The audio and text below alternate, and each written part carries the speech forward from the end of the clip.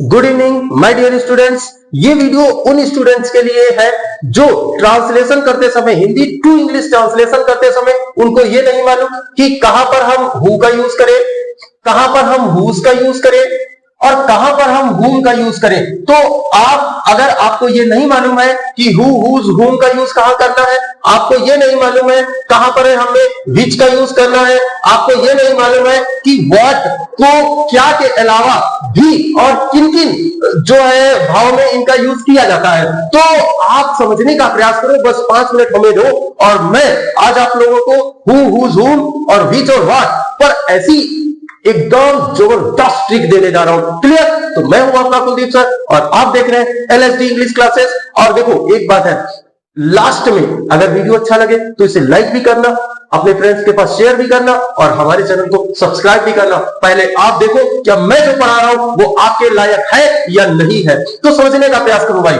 कि पहला सेंटेंस लिखा है तुम किसे पढ़ाते हो, दूसरा लिखा है तुम्हें कौन पढ़ाता है, तीसरा लिखा है तुम क्या पढ़ते हो, चौथा लिखा है तुम कौन सी किताब पढ़ते हो और पांचवा सेंटेंस लिखा है तुम किसकी किताब पढ़ते हो।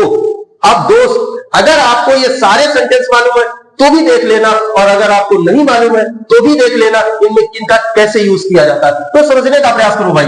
क्या होता है कि हम जब भी इंग्लिश पढ़ते हैं तो उसमें हम एक चीज पढ़ते हैं कि भाई एक होता है सब्जेक्ट, एक होता है ऑब्जेक्ट, एक होता है जिसे बोलते हैं ये सब्जेक्ट, ऑब्जेक्ट और पजेसिव केस।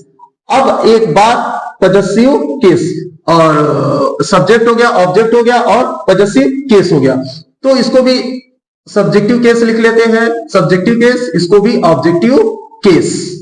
अब कायदे से मेरी बात को समझना कि हम क्या क्या होता है। देखो, सब्जेक्टिव केस के स्थान पर आय होता है, ये आप जानते हैं। ऑब्जेक्टिव केस के स्थान पर मी होता है, आप जानते हो। और पजेसिव केस के स्थान पर मैं होता है, आप जानते हो। तो देखो, जैसे लिखा है, अच्छे से समझने का प्रयास करो। जैसे मैं पढ़ता हूं और तुम मुझे पढ़ाते हो। अब बेटा क्या होता है कि देखो, यहां पर सब्जेक्ट है, काम कर रहा है, मैं पढ़ता हूं, मतलब यहां पर आय जो है, आय वो बोलो पढ़ने का काम कौन कर रहा? आय कर रहा। तो आई रीड, मैं पढ़ता हूं और तुम मुझे पढ़ाते हो तो यू टीच और भी। अब एक बात बताओ, यहां पर जो सब्जेक्ट है वो क्या काम कर रहा? पढ़ने का काम कर रहा, मतलब ये सब्जेक्ट है, ये काम कर रहा। उसके बाद में यू टीच मी, तो ये जो है पढ़ाने का काम कौन कर रहा? यू, और पढ़ने का काम कौन कर रहा? मी, मतलब ये सब्जेक्ट हो गया, ये क्या हो गया? ऑब्जेक्ट हो गया। अब मेरी बात को समझो कि तुम किसे पढ़ाते हो, पढ़ाने वाला कौन? तुम, और जो पढ़ रहा है वो क्या हो गया? ऑब्जेक्ट हो गया। यू टीच मी, तुम मुझे पढ़ाते हो, मतलब सब्जेक्ट हुए आप और ऑब्जेक्ट हुआ मी। तो ऐसे ही जैसे ये आपने लिखे हैं ऐसे हु के भी होते हैं। सब्जेक्टिव केस में क्या होता है? हु, जो व्यक्ति काम करता है, हमें नहीं मालूम भैया वो कौन है, लेकिन जो है वही काम करता है। ऑब्जेक्टिव केस क्या होता है इसका? हुम होता है, हुम। और पजेसिव केस क्या होता है इसका? हुज होता है। अब एक बात, ये सेंटेंस लिखे हैं, इन पर जरा फोकस मारने का प्रयास करें कि तुम किसे पढ़ाते हो, जिसे पढ़ाते हो, तो बोलो वो आपका सब्जेक्ट ऑब्जेक्ट हुआ या नहीं।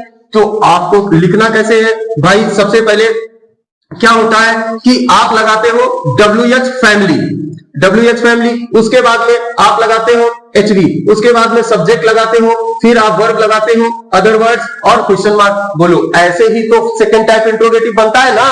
तो और लेकिन हु कैसे बनता है ये समझने का प्रयास करो।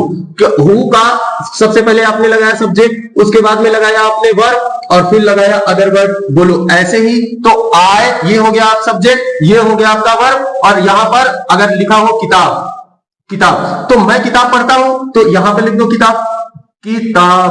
अब मैं किताब पढ़ता हूं तो बोलो ये अदर वर्ड हुआ ना। अब मेरी बात को बोलो, लिखा है तुम्हें कौन पढ़ाता है, जो पढ़ाता है बोलो वही तो काम कर रहा, तो भैया यहां पर ऐसे ही तो बनेगा बेटा। अब यहां पर आप लगा दो आ बुक, तो ये हो गया सब्जेक्ट, ये हो गया आपका अदर वर्ड। बस फर्क केवल इतना सा है कि इससे क्वेश्चन पूछा जा रहा है तो बोलो बेटा सबसे पहले आपने क्या लगाया, हु, और उसके बाद में हु होता है सिंगुलर, सिंपल प्रेजेंट टेंस में हु होता है सिंगुलर, उसके बाद में वर्ब लेता है भी सिंगुलर, तो लिख दिया क्या, टीच और यू, हु टीच यू, और लगा दो अदर वर्ड, तो हु टीच यू, तुम्हें कौन पढ़ाता है, तो बन गया क्या, हु टीच यू, तो हु लिख दो यहां पर, हु टीच यू, अब क्वेश्चन मार्क लगा दिया। अब तुम किसे पढ़ाते हो, पढ़ाने वाले तुम, जिसे पढ़ाते हो वो क्या होगा, ऑब्जेक्ट, तो हम बोलो इस स्ट्रक्चर से बनाएंगे। केवल हु का स्ट्रक्चर ऐसा होता है जिसमें हम इस सब्जेक्ट वर्ब और अदर वर्ड वाले रूल को फॉलो करते हैं। हु कहीं भी आ जाए, किसी भी टेंस में आ जाए, हमेशा सब्जेक्ट लगता है, वर्ब लगता है और अदर वर्ड लगता है। अब मान लो आप फ्यूचर में पढ़ रहे हो तो ये आपका यहां पर दो भागों में, एक हो जाएगा हेल्पिंग वर्ब, एक हो जाएगा मेन वर्ब, विल साइन के साथ में लग जाएगा। क्लियर, पास्ट टेंस में पढ़ रहे हो तो मेरे भाई जैसे यहां पर आपने V5 लगाया वैसे वहां पर भी आपको V2 का यूज करना, हु के साथ में डू डज डिड कभी भी पॉजिटिव सेंटेंस में नहीं आता। तो अब इसको ऐसे बनाते हैं, तो हमने क्या लगाया, whom, अब पढ़ाते हो तो do you teach, whom do you teach, और लगा दो क्वेश्चन मार्क। क्लियर, इसके बाद में अब तुम क्या पढ़ते हो, अब थोड़ा सा इसको हटाते हैं और फिर आपको आगे बढ़ाते हैं तो समझने का, तुम क्या पढ़ते हो तो लिख दो भैया व्हाट, ऐसे ही बनेगा, व्हाट डू यू, अब पढ़ते हो व्हाट डू यू रीड हो गया।